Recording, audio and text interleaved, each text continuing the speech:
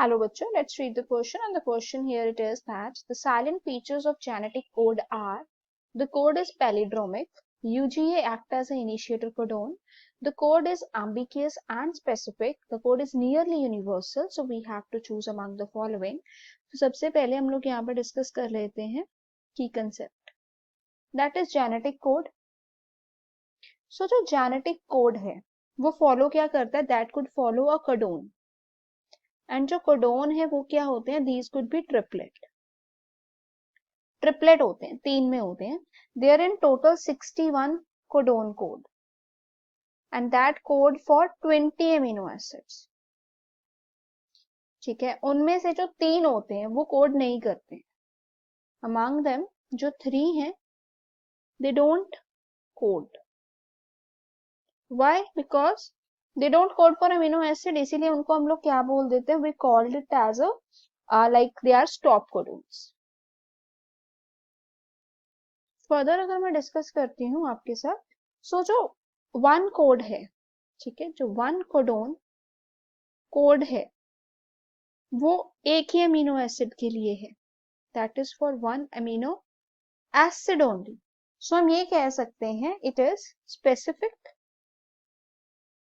And even ambiguous.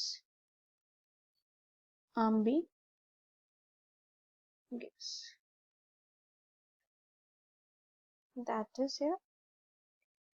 The other thing is the code is degenerate.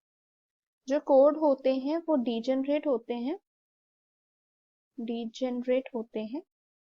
which means what, that इसमें हम ये कह सकते हैं कि some amino acids are coded by more than one codon. Some amino acids they could be coded